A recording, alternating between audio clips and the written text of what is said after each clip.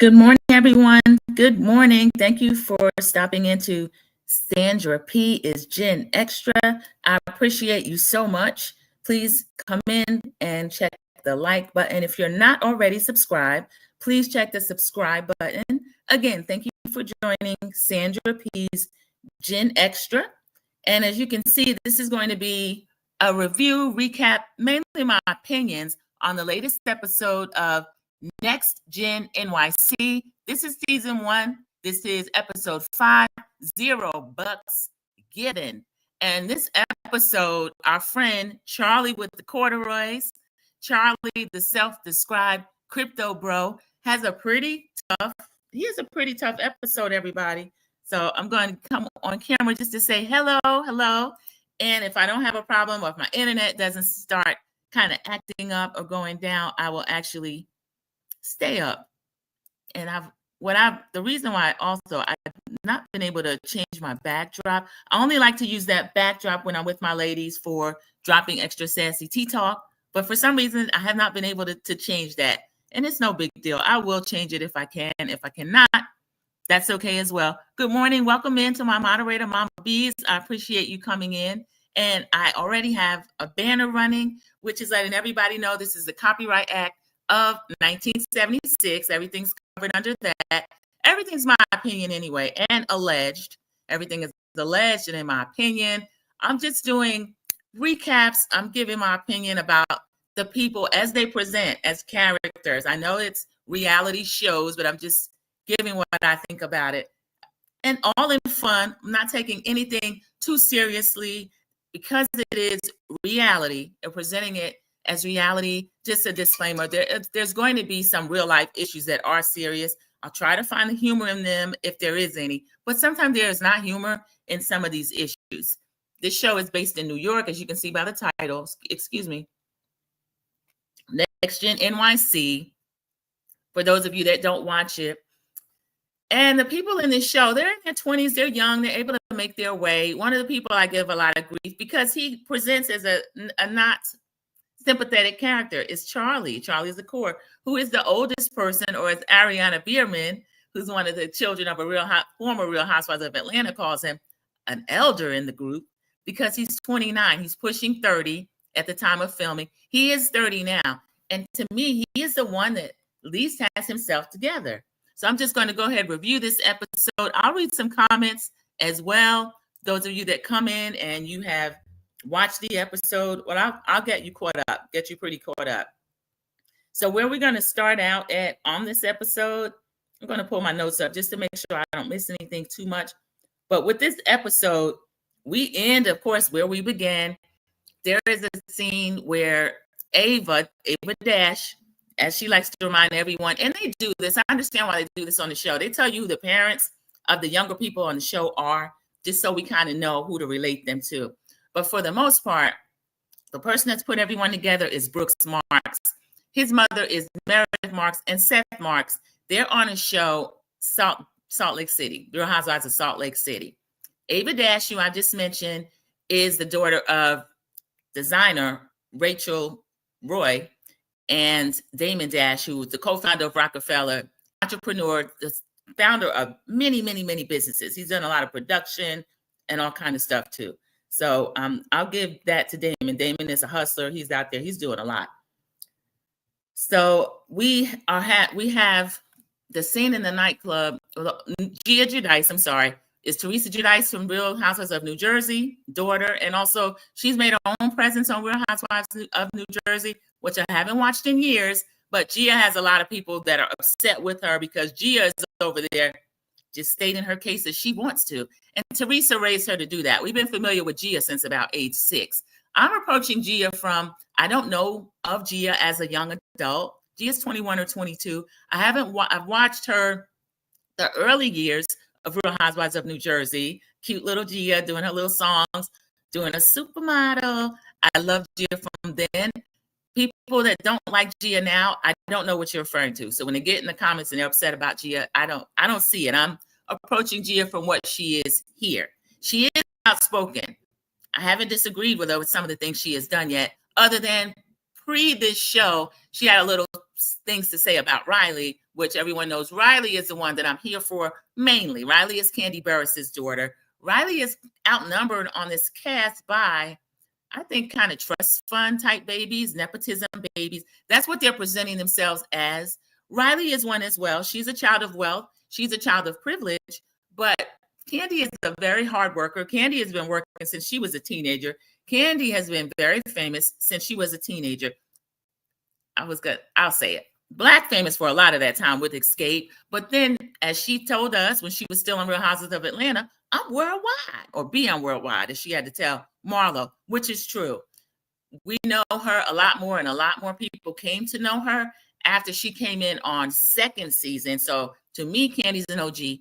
Second season of the Real Housewives of Atlanta. So that's what we know Kandi from. So I covered Brooks, Gia, Kandi, Ariana, the daughter of Kim Zolciak. Corey Bierman has adopted them. That was Kim Zolciak's, I guess the divorce is final, ex-husband if the divorce is final. And the other children, I do not know. I don't know who Charlie Zakor is. He's a self-described crypto bro, a New York kid. I don't know Georgia. Georgia is growing on me. Georgia has been able to show some of her life. She has shared some things with her father, about her father, her parents. He left the family. Something happened after 9/11. There was some drinking involved. Georgia's traumatized by that. She's very young as well. She's only 24. I call her George Washington because she had a run-in with Riley about not wanting to wash. Georgia didn't want to wash her own hands, but she wanted to hug and touch Riley. And every time I see Georgia hug someone and grab them and pat them on the back and stuff, it gives me anxiety because, y'all, I don't believe Georgia is still washing her hands. I don't. Dylan is Charlie's roommate. I'm catching everybody up because I know that some of the subscribers, they're supporting me, and thank you, but some of them do not watch this show, okay? Dylan and Charlie are roommates. Dylan has an OnlyFans page. Dylan did not tell us that he dates any and everybody, but Charlie had the nerve to tell another castmate, Brooks Mark's father, that with Dylan, anybody can get it, and insinuate that Dylan is fluid. Dylan has not said that, but his OnlyFans page that he makes income from appeals to gay men. This is the word that I'm hearing, okay? Allegedly, in my opinion, I have not been over there to see it. I don't support OnlyFans, so I would not go over there and see it. But we start out in the club where they ended, and we're going on with this argument. Ava has insulted and made fun of Ariana's clothing line. Ariana started this clothing line with her boyfriend of 2 or so years, but they've known each other 9 or 10 years, and they're only 21, 22. So they've been in what they consider a long-term relationship. And it is. They've known each other a lot of years. Hudson's family is from Virginia, but I think they live in Georgia, something like that. Hudson is no punk, but he's a child of privilege as well. Charlie started out picking on Ariana, picking on Hudson. This is the first few episodes, and now he's insinuated that he kind of has a crush on Ariana, or at least he would try to sleep with Ariana, but Charlie being Charlie said it very crudely. And Ava is kind of a friend of Charlie. Amira is another character. She's one of the older ones as well. She's only 27 though, everybody. She's young. This whole cast skews extremely young. This is a Gen Z. This is their show. And I'm just watching it to support. And I love watching younger people just to see what they get up to. But they are still having this argument. Ava Dash is upset that Brooks Marks brought the bone back to Ava after they repeatedly asked him, what were you talking about? What were you talking about? Brought the bone back to Ariana that Ava said. Ava's trying to gaslight and pretends, I didn't mean it like that. I didn't mean to insult you. And then she texts Ariana after the fact, I would never insult another woman that's starting a business. But she maintains that she can't see clothing line coming from Ariana. And usually when most of the people come to New York to start a clothing line, you can tell that they're going to have a clothing line. So it sounds like Ava is trying to insinuate that Ariana is not stylish. Good morning, Sharon Gobble. Ariana is stylish to me, but again, I'm not a stylish person myself. I'm in a t-shirt. This is the beautiful Sade I do, but I'm not stylish myself. I can put it on when I want to, but for me, I prefer to be comfortable. And my job is a uniform job. And when I'm out, I'm not in places where I really have to turn up the glamour. But Ariana Bierman, walking around New York, she looks good to me. And when they go out, she looks cute. Ariana lets us know that Ava told her mother, Rachel Roy, is a fashion line designer. I've seen some of that stuff in like Ross and Marshalls and places like that. So I don't know what the line is still doing, but for her to try to make fun of Ariana, I don't see it. And Ariana says, Ava said her mom picks out her Ava's clothes every day. So Ava is a model. She's a pretty girl in a way that people think, traditional pretty. If you tune in, you'll see what Ava looks like. Actually, that was the backdrop I wanted. If I can change it to Next Gen NYC, I'll put that up. If not, I'm not going to fumble with it too much. Welcome in, Sharon Gabo. Welcome in, Dot Willie. Saying good morning to everybody. I appreciate it. So, okay, moving on. We have Meredith and Seth make an appearance. This is the Marks family from Real Housewives of Salt Lake City, which I do not like. I don't like the dynamic on Salt Lake City. It's supposedly a good show, but the first season they had some problems. They have one Black castmate, Mary Crosby, and she was being racially bullied by one of the other castmates who has since been fired, but Mary Crosby paused herself. So that's the vibe that I get from Salt Lake City, from Utah, not really from the Marks family because they're not having to engage with anyone on that level. Brooks says he's friends with Riley and with Ava. I don't see anything in him that would trigger anything in me other than him not defending Riley when Charlie was doing his microaggressions. That really bothered me. But sometimes you can't. He doesn't like Brooks has said he doesn't like confrontation, so I don't really expect him to stand up for anybody. But Riley defends and stands up for him. Gia does as well. So that's the thing that I don't understand why he can't stand up for anybody else. Okay, everybody, I'm seeing different backgrounds here. I'm going to try to go in and at least change that. No, that's not. Excuse me for getting distracted. So then we have a scene with all the kids or the younger people. When I call them the kids, I don't mean any disrespect. They're all in their 20s, except for Charlie being the oldest. So everybody comes in. We see them getting ready. Brooks and Meredith are speaking about a caviar event that Meredith is bringing to New York. She has a caviar line, I believe she said.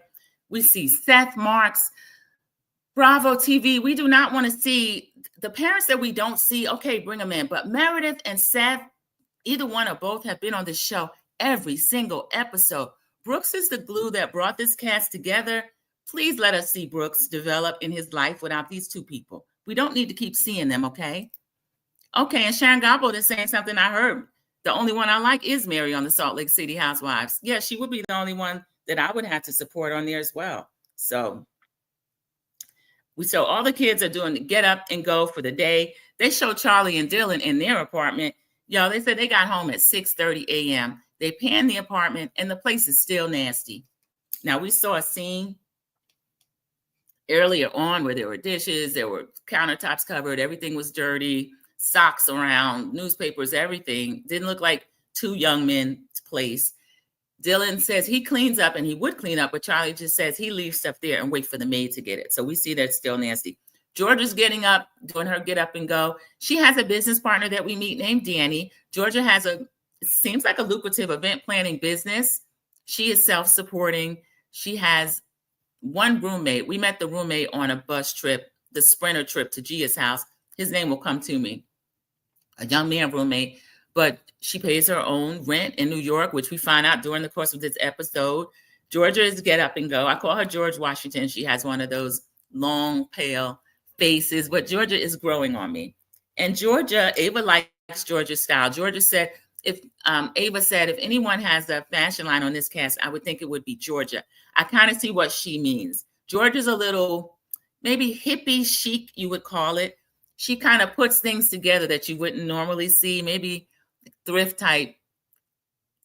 shop type stuff that Georgia could fit into any era. I'll say that. She's very interesting. Very interesting. Mama Bees is greeting everyone in the chat. Thank you so much. I love when the moderators do that. So we get Charlie doing a phone call with Georgia. He's begging her to give him some speakers back. We start hearing about this speaker. Georgia had an event. Charlie happened to be on the phone with her.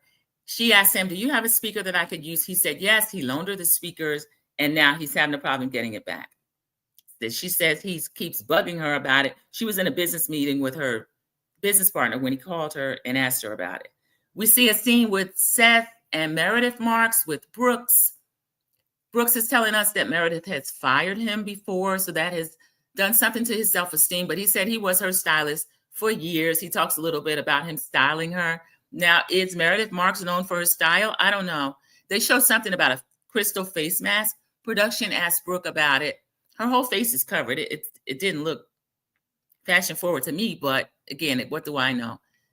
He says that he actually advised her not to wear it, but I guess she got a lot of positive feedback from it, or at least it was something really different.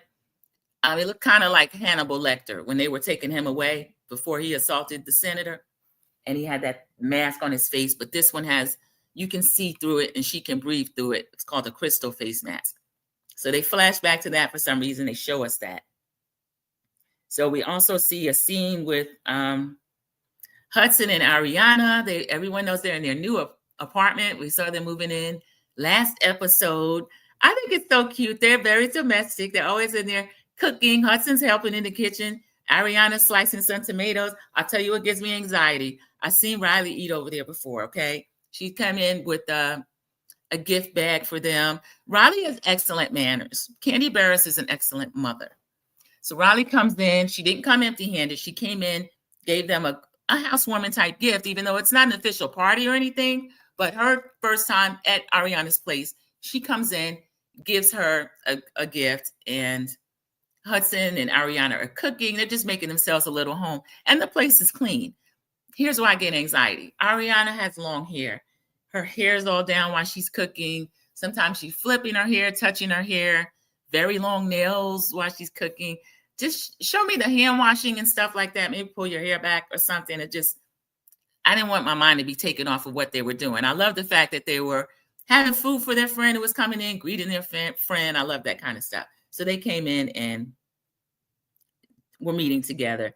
We see Damon Dash, who's Ava Dash's father, on a FaceTime call.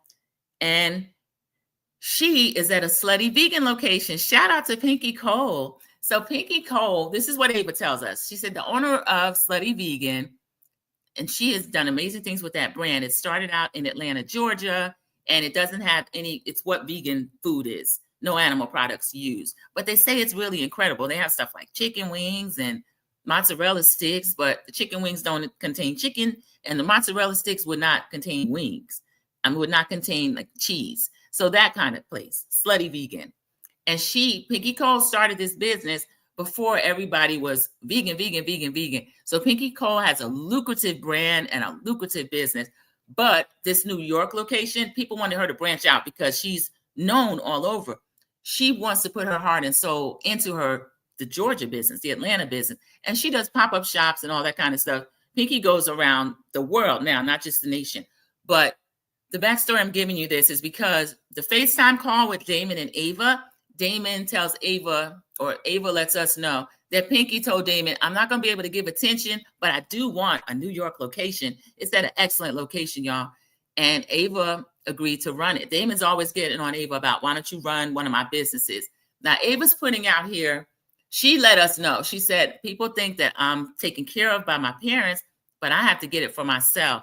If you watch my channel, welcome NCC, another one of my moderators. I want to try Slutty Vegan. I do too. I would eat that. I try different things. It doesn't have to have chicken in it or beef or whatever. I'm interested in what they can do with the substitutes, okay? The only thing I don't like is when they say bacon this, bacon that. That's one thing I don't think that you can duplicate the smell or the flavor of, but people try to do and have it be vegan. So if you could do it, I would try it, but I do want to try it. Damon and Ava on this FaceTime call. Our friend Charlie, the self-described crypto bro, shows up. So he rides a skateboard all around too, y'all, sometimes an electric scooter. So Charlie is really living his teen years. He reminds me of a 14-year-old boy, a 14-year-old, very privileged, self-entitled boy. He comes in, he speaks to Damon, they're talking to each other. Damon wants Ava to run this business. Ava's letting us know she has to pay her own bills. Now, y'all, if you follow this channel, Miss Ava just got evicted from a $10,000 a month apartment. So paying those bills isn't going so well, even though she's being presented on this show as a child of privilege, which she is, but we know Damon has had his struggles. Damon just had a judgment against him for millions of dollars. We had to give up some property. They want him to sell some of, he still owns Rockefeller. He and Jay-Z started that label, as they tell us every week, but most of us already know that. But he has to give up some of the equity in that, something. I don't know the details, but there's money. Money's getting tight for celebrities, for rich people, for everybody, except for, I guess, Jeff Bezos. And then Oprah was at that wedding, y'all. I might talk about that later. So Damon and Ava are on FaceTime talking. Charlie comes in. Remember when I told everyone, this is why I'm also disappointed in Charlie. I know he's a child of privilege. His father gives hands out to him, $10,000 a month. That's what Charlie claims. He's a crypto bro that he trades with, even though that is not his profession, y'all. Charlie does little to nothing. His own roommate, and Dylan's a go-getter. Dylan says that Charlie's life consists of watching South Park, skateboarding around, riding around on his electric scooter, going out at night, bringing a bunch of girls into events, saying he forgot his credit card and not paying. So that's what Charlie's doing. He's at this, I'll call it a business meeting. It is on FaceTime. It's a call between Ava and Damon. Charlie is there. Charlie has not one, but 2 degrees. He has a bachelor's degree. I wrote it down in my last review. I can't remember from where. I won't even try.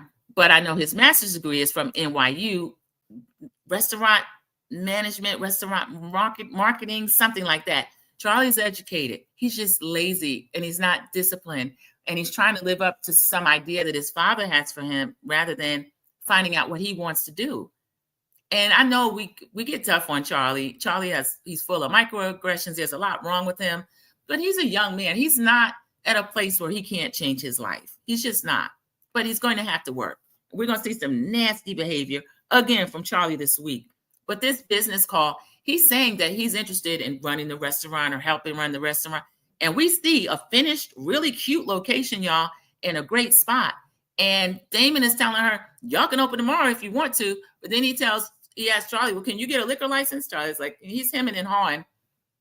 They put up a chyron, which says New York City liquor license is $30,000. But Charlie, you have access to money. That's something his father would probably invest in. If he's giving you $10,000 a month that you're eating up, drinking up, and partying with, rather than doing business type stuff, even though he claimed he's crypto trading, I think he could get $30,000 out of his dad to help invest in a liquor license.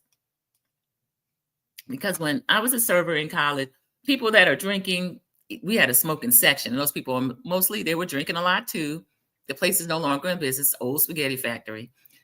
You would make more tips. If you were in that smoking area where the people were drinking, they tip more. So businesses with a liquor license, they're going to make more money. People are going to linger longer. They get more generous. The pocketbook opens up. They order appetizers. They socialize. So that would be smart for Slutty Vegan in that location, particularly, to have a liquor license. So Ariana's talking to Hudson and Riley about this text that Ava sent. Ava is still kind of upset that Brooks brought this up. She's mentioning it again. We see Riley, they do these little mini scenes as well. Riley's saying she wants to start getting out.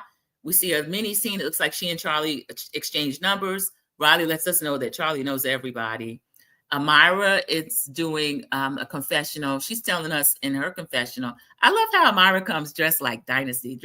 Amira is like she's Joan Collins or somebody. She comes in there like Alexis. Every confessional, dressed to the nines. So she's in there saying she doesn't trust Ava due to the comments that Ava made. I like that Amira corrected it in real time. She was saying, I don't like when people speak about their friends like that. That's very high school. So Amira's letting us know she still doesn't care for that. Okay, here is the business partner. George Washington and her business partner, Danny, are having a meeting. George Washington and her boyfriend, she has a really cute boyfriend named Omar. He likes her a lot. Y'all, there was a funny scene. Georgia and Omar sit down together and he says, I just want to let you know I love you. Now, he knows they're being filmed. He knows they're on camera. Georgia is straight-faced and she's like, I think this is BS. You met a girl 1 minute and you had told her that you loved her. So this kind of annoys me that you're saying that. Georgia's very plain spoken, y'all. Georgia reminds me, and she told us that she was one of those kids that would kind of eat off the sidewalk. She reminds me of someone who has parents that may not be that involved in what they're doing. And you see these little kids with very adult type the way they present to anybody. It's just straightforward. So Georgia will say anything out of her mouth. But I found that really funny, her telling her boyfriend that. So we get a welcome parent sighting. Candy and Todd, everybody. Candy and Todd are in town. We get to see cute little Ace, which is one of the siblings, the other little girl. They all just look like little Candy Todd faces all together. They come in to meet Riley. Riley's sitting there. She's saying she wants to chart her own course. She wants to be a DJ. And Candy saying, "You're saying that law school is off the table." Candy, Riley wants to be a DJ. Riley's very young. She just turned 22. She can find herself and do the things that she wants to do. She is saying it's still in the music business. Now, she's a recent graduate of NYU. So Riley is an educated young woman. She says she wants to take this summer and find herself. Now, we have heard that Riley has 1 year to kind of get herself financially together.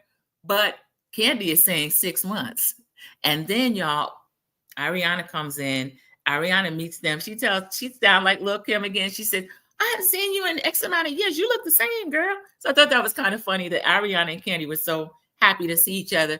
As we know, when we used to watch Real Housewives of Atlanta, the earlier seasons, Kim Zolciak featured her girls a lot. Brielle was the older daughter, and then Ariana was the younger. Ariana was always just plain spoken. She and Riley were little buddies until Candy and Kim fell out. And then the two little girls never saw each other again because they weren't teens. They were like 6 and 7 and 8. And they didn't get to stay friends. But they're fast friends now, everybody. And Candy said, "I love this. I think this is so great." Production's trying to ask confessional Ariana. She's like, "I don't know anything about what happened." We do, Ariana. Your mother is a deadbeat, as you know. Kim Zolciak walking around with her solo cup gambling is a deadbeat. She took advantage of Candy. Production slides in there. The tardy for the party conversation. Candy tricked that song out for her. She made it into a one-hit wonder, except for the Ring That Mean a Thing, whoa, whoa. But this was the song. It was a club hit. Kim was touring on this song, making money, having it just kind of a campy song in gay clubs and stuff. And Andy Cohen asked Candy how much Kim made. We find out somewhere between $80,000 to $90,000. Now, mind you, Candy has a studio. Candy did all the work. Candy put her Grammy stamp on it. My phone took a picture. Candy put her stamp on it and gave it to Kim. Andy Cohen asked, "Well, how much did you make?" Candy is crying at this point, between $4,000 and $5,000. Now, we know Candy didn't care about the money. It was the principle, because these two ladies became good friends and they would travel together. The children were friends. So Candy cut Kim off. And we know Candy is very loyal. When she cut someone off, they cut off. They were never friends again. Y'all, I think comments stopped. So I'm sorry. I'm going to try to keep refreshing them. So if they come back up, I'll read them, because I know a few people do watch the show. So, and thank you everyone that came in, and thank you Team Replay. So that's what happened between Candy and Kim. Now there's rekindled friendship between Ariana and Riley. Riley and Ariana said, "She's my best friend in New York. We see each other every day." Candy loves it. Todd loves it. They're just smiling over it. I'm smiling over it. Candy, don't you let Kim try to slink back in. That's not a friend. That lady is a deadbeat. She's raised a good daughter. I haven't seen Brielle. I don't know anything about the little boys. I didn't watch Tardy for the Party. Bravo gave Kim a show for years over there, and she was still having money problems, but we don't watch that. Todd's asking about the friend group. And who was the guy you had problems with? Asking about Charlie. She said, "Oh, Charlie." They start talking. She said he brought 10 people to a table. Riley, who is an actual guest at this place where they were, Charlie comes in with 10 people, and Riley kind of has nowhere to sit. That's rude. You can do a +1, which is why it's called a +1. Maybe 2 at the outside if something happens and you can't leave someone and they're new in the city or something. But 10, Charlie roaming around New York with 10 girls, you can't do it. Dylan did something similar the other week with Riley, and then Dylan tried to pretend Riley wanted to punch him. I think that too, Sharon. Kim just trying to sink back in. Yeah, she is. We saw Kim on a call with Hudson and Ariana last week telling Hudson, the next step, you need to put a ring on it. And we are screaming at Hudson, no. Date your girlfriend as long as you want to date her. If you guys decide to do that eventually, but putting a ring on it, no. Kim's trying to secure a bag for her next endeavor, which doesn't include working. It's never included working. So when they're talking about this 10 people that Charlie brought in, Riley is saying they were drinking bottles of 1942. I don't know a lot about liquor. I do not know what that was. It sounded pricey. Riley said, somebody asked what the bill came to. Riley said, let me scoot away from mom a little bit. She scoots away from Candy. The bill came to $14,000, y'all. Now, we know this is New York, but $14,000 just sitting out drinking? You really need Dwight lit Greg $10,000, but $14,000? Oh my gosh, y'all. Candy was holding like papers or something. She immediately started swatting Riley. She wasn't hurt her. She just started swatting Riley. Candy's a black mama, y'all. That was funny to me. And Riley was right to get out of the way. And she was like, you really need to start handling your own finances, getting your finance together. She said, that would not be on the credit card that I paid for. Ariana, her newfound rekindled friendship, tried to jump in. Ariana said, oh, we're splitting that. You're splitting the bill to $7,000. Charlie's there with the 10 girls. He's supposed to split the bill. Y'all, this is the first time we start hearing of Charlie when he shows up with these people. Riley said, well, I asked him for his credit card and he didn't have it. He was supposed to Apple Pay or something like that, Cash App, whatever. Of course, she never got the money. So this is going to be a recurring theme through this show. Charlie is broke. Charlie filed for bankruptcy. If you follow this channel, I have a short. He filed for bankruptcy in 2023, y'all. And he claimed very small income to massive debts, mainly on 2 credit cards. So this is Charlie's MO. This money that he has coming in from his father, $10,000 a month to help support him. He's not paying any bills. Sharon's calling the man what he is. Charlie is a freeloader. Okay, I see that as well, allegedly and in my opinion. So we see a flash to Charlie's talking to a friend and saying how much they spent, how much fun they had. And then he's saying, oh, well, Riley was paying for the table, tells Dylan. So we get a confessional with Dylan. Dylan's like, I have a lot of trust fund, Nepo baby type friends, and I don't mind going out with them, but I hate when the tab comes to me. See, now, y'all, this is where this gets crazy. The money ain't a thing. These people that are money ain't a thing, money ain't a thing. Would it pick your wallet up, pull your credit card out, and you pay something? I can't stand when people do that, y'all. Usually it's fake. When these people are doing all this flossing and all this, they don't have it like that. They don't.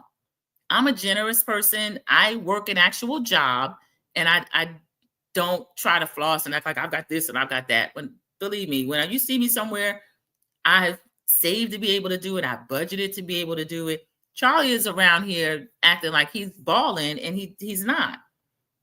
So we see Charlie in another scene. He's on the call telling somebody, you know, that money I already owe you. Can you lend me another $5,000? Just add it to that, roll that over. So production, I thought they liked Charlie, but now they're painting him as it's not even painting him. He's coming across as, you see Sharon, Charlie is a freeloader, coming off as kind of a deadbeat as well. Charlie asked a friend, what does Riley do? And the person said, I think she's an influencer. Y'all know you already Googled Riley. You know her mother already has money. There's no way you're going to sit at a table with someone and have 10 people with you, 10 girls with you, and run up a $14,000 tab without knowing Riley has, as Sweet Tea American, access to the money. She does, and she has access to the money. The credit card that Candy probably pays for, I won't say it's for emergencies. Maybe she tells her you can spend X amount a month on it, but I know she don't mean taking 10 friends out and having them drink up $14,000. That's just disrespectful. And the people who don't pull their card out order the most stuff, don't they, Sharon? And drink too, and want an appetizers. And come on, you don't have your card this one time, and I pick up for you. Yeah, you can have a drink. You can have an appetizer. You can have an entree. But now you're having dessert and ordering for other people and all this stuff, just trifling. So there's a table of a group of friends. They go out to this. It's a cute little boat. It's a lunch. They're having lunch or brunch there. They're all ordering off the menu. We have Georgia is there with her boyfriend. Ariana and Hudson come in. I forgot everybody that was there. I feel like Gia had driven in. Brooks was not there because they're talking about, no, Gia wasn't there. Gia, we see a short scene of Gia. Gia has offered to, well, would the Jersey Shore be fun? They're going to do something for Brooks Mark's birthday. He's turning 25. Brooks is young too, everybody. So he's turning 25. They want to go away and do like a friends thing. Gia suggests Jersey Shore. So they are going to the beach and ocean. Gia's rented a house. The table is discussing Charlie skipping checks, splitting checks after promising to pay. And Georgia is saying, that he did that to them. Hudson was funny. He said, yeah, he did the same thing to me. And he still owes like $4,000. And Hudson don't seem like the type that would bring that up. I think he's a child of privilege as well, but he also is a worker, and he's talking about it too. So y'all, Charlie's getting this reputation. And then Amira, that's when it comes up that she's 27, because Georgia is saying some of the things that Charlie has done to her. And as far as the speaker, now we've seen a couple of phone calls where he's asking for his speakers back. I'm with Charlie. When somebody loans you something, give it back to them. And when you don't need it anymore, go ahead and give it back to him. But it's kind of like he's now chasing her for these speakers. Something else come up later with the speakers. So we got confessional Charlie. He's complaining about these speakers. I let Georgia a speaker. She's being rude about it, because we see Georgia in a scene where she was working and Charlie called her. She's like, I don't know why you keep bothering me about this speaker. Do you need it right now? I'm in a meeting, this and that. So that's how I told you how Georgia talks to people. That's how she was talking.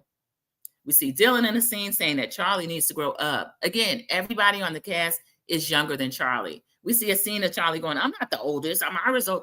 No, Charlie, you are the oldest. Okay, Amira's 27, but she's young too. So then we have Georgia and her business partner, Danny, at lunch. Charlie meets them. He rides up on his skateboard. Oh, there was a scene when they were all having lunch before, and Riley was bringing up Charlie and the bill and all this kind of stuff. Georgia let it be known by everybody. She said, and he gets like money from his dad every month. That's how he takes care of himself. He's not really working. And Riley wants to know, well, how much does he get? Georgia declines to answer. But Georgia, if you're going to bring it up, just tell the table, because it's going to come up later. You talk about everybody else's business. So this lunch that, Danny and Georgia are having at a cute place outside sidewalk, they're ordering off the menu. Charlie shows up. He said, I'd like a glass of water from this person. So Charlie, were you really hungry, but you just going to get water and then see if the girls were going to order for you, or maybe you eat off their plate? Because I'm seeing a pattern in Charlie, y'all. He shows up. Georgia and Danny are still talking business, talking about other things. Charlie is kind of excited about Slutty Vegan. He brings it up. And Georgia says, why are you involving me in your life? Now, that was rude. They're at a lunch conversation. It's no longer a business meeting. Another person has joined. So if there's this underlying tension about the speakers, I didn't know why. I don't care for Charlie, but I don't know why Georgia talked to Charlie like that. Why are you involving me? He's saying, well, why would you involve me in your life? Before long, they start arguing. They're having an argument. I taped a little bit. I'm going to play some of it so you can kind of see where it went. Again, I guess production is clipping things. I couldn't tell how it got so heated, y'all. But Charlie starts calling her a stupid, delusional B. He calls her rude. George Washington tells him, everyone hates you.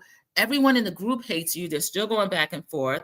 He tells her, you wouldn't be on this show without me. Now, earlier previews, I thought that Brooks said it, but now seeing more of Brooks, I don't think Brooks would ever say something like that, even though that's the case.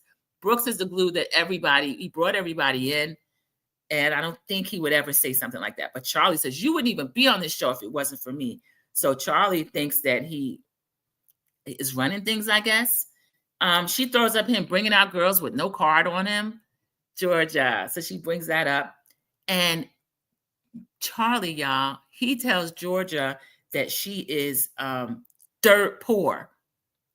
Georgia's like, oh, Danny's, oh.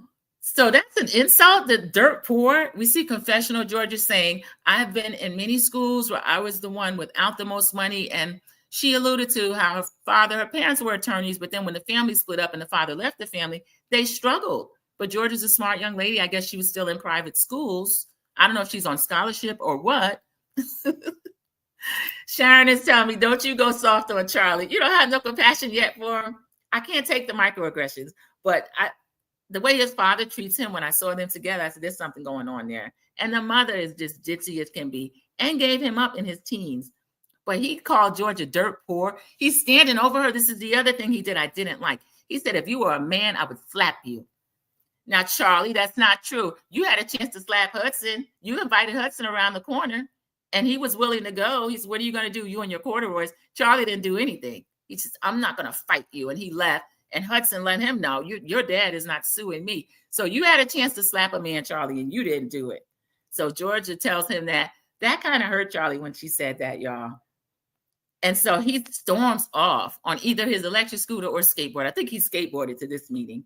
Danny, who was shocked, she's the business partner. She was cute. She said, "What kind of speaker?" Because y'all, they were getting ready to fight each other. And the patrons, they're blurred out because I guess they didn't give Bravo permission to show them. The patrons were looking like, and then we stood up over her. There are always people standing by. If they see aggression, there are people that will jump in.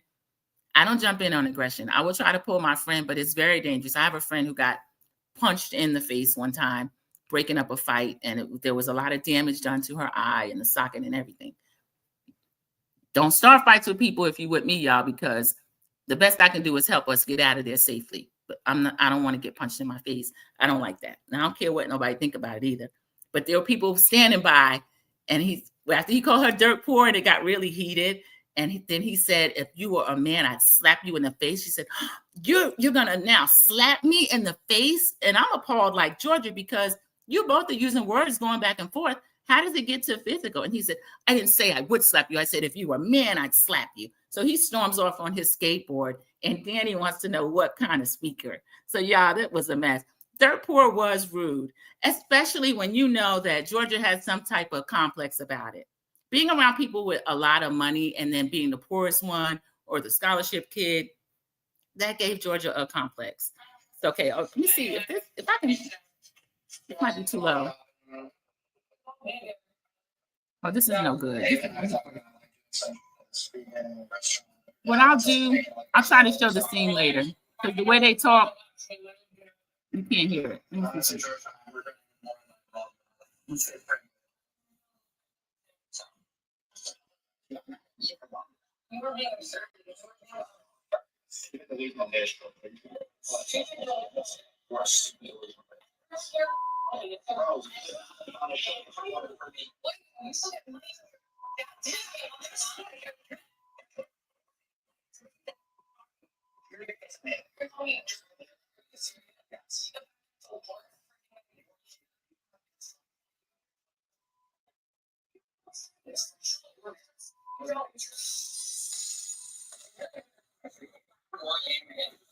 Yeah, she told him, "So you're a joke. You're almost 30. So she uses the age as a dig against him. Excuse me, I have to turn my camera off for a minute.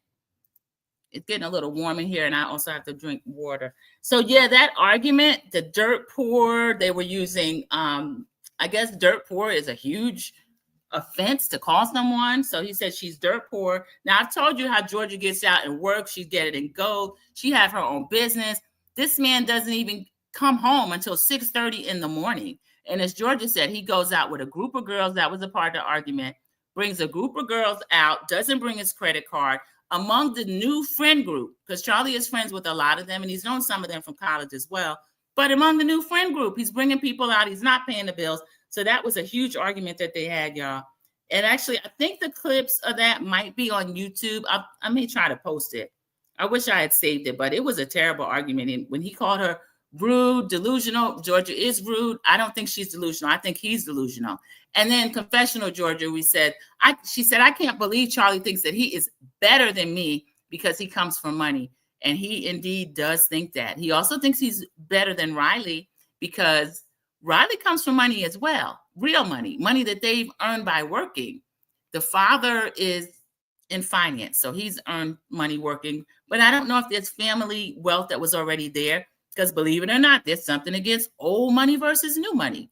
So I did not like seeing that side of Charlie. I didn't like him threatening Georgia because she's reading him, as she should. She was seated. I don't know why he's offering to slap her if she were a man.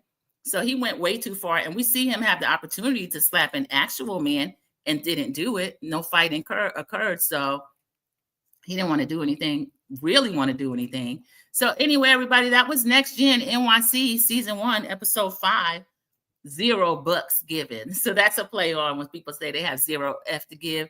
Charlie had $0 to give. So him calling someone dirt poor, and he is dirt poor. What they're showing us, he's dirt poor. He just filed for bankruptcy a couple years ago before this show. So this show is income to him now, but he's still going around bringing people and not bringing his credit card. So this was a pretty good episode. I would have to give it, there were a lot of little scenes of them going about their day, doing their things, which I do like, but I would give this episode an 8.5 as well. I think I gave last week an 8.5. No, that was the mid episode. That was a 4 or 5. The one before that, I think I gave an 8. So it was pretty good. Thank you so much, Sharon Gabo. What did you think about the episode? Was it worth watching? Was it one of the good ones to you? And I'm glad about this show, because when it gets mid, and I'm like, watching it, and then it's good. It's like, okay, I'll be back next week, because everybody remember they're going to Jersey Shore. They'll be celebrating Brooks Mark's birthday. He's turning 25. And then one other thing I would tell you at the table.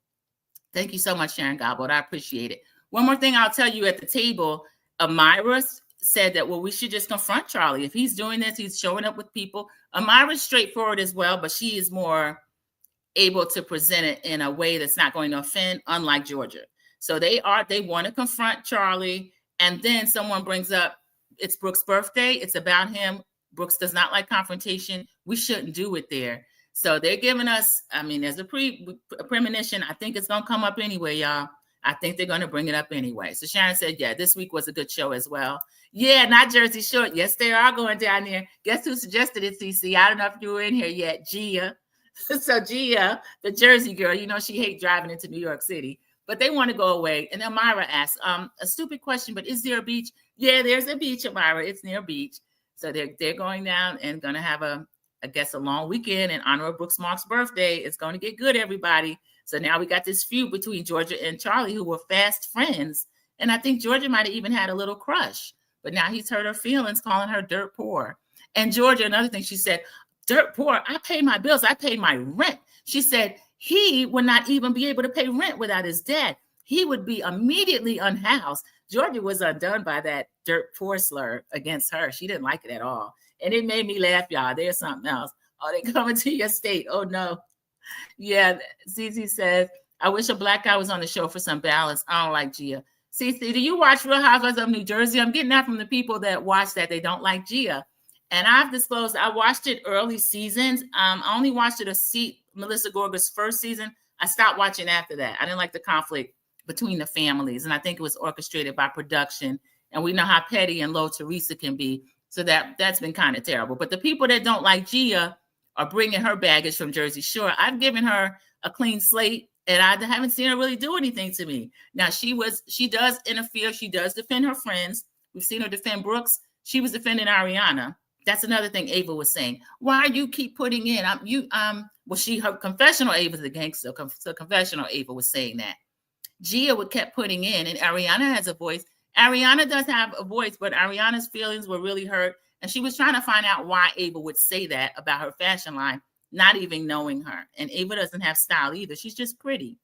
So Cece said, it's funny how rich kids who never made a dime themselves call others poor. Exactly, Cece. It's like, your dad is rich. You don't have anything. Like Candy trying to let Riley know, I'm the one with the money. You don't have anything. Oh, okay. So you watched it back in the day when the Manzos were on. I don't like Teresa either. That I watched it then too with Dina and Caroline Manzo. The sisters fell out and they were so close.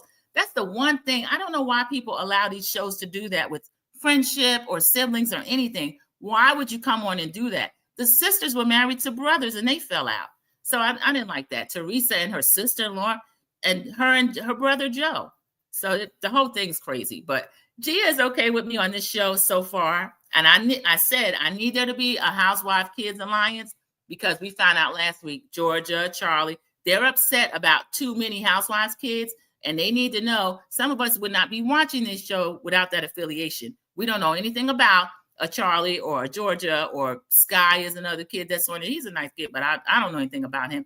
Dylan, we would not be watching this without the kids of the Housewives to see where they're going. Now, again, I don't need to see Housewife parents every week. Meredith and Seth. I like seeing Tiny and Candy, but they're not in New York every week. FaceTime call from Kim Z, who I can't stand Kim Zolciak, but that's fine. I don't have a problem with that. We don't see her every week. Oh, Sharon Gobble said Gia is just like her mother, Teresa. They're cute together. They're good friends. We'll see. We'll see what Gia does. If she gets, she gets under my skin, we'll see. Right. The draw is the Housewives kids we saw grow up. Period. Yeah, and the sooner these others learn, the better. And then you see they had floated a story. It turned out to kind of be a lie. Half the cast had quit when they found out that Gia and Ariana were coming. And then we find out that the people that they had reached out to, one of which was Ming Lee, which is Russell Simmons and Kimora Lee Simmons' daughter, they never really had Ming confirmed. That was the bigger name. I hadn't heard any of the other kids. They never really had Ming Lee. And Kimora Lee Simmons, who has a reality show background herself, decided she may or may not do something. I don't know. She may wait until the block's not as hot and come out and do something, but that Ming might want to be over there with her mom. And y'all, I heard another rumor.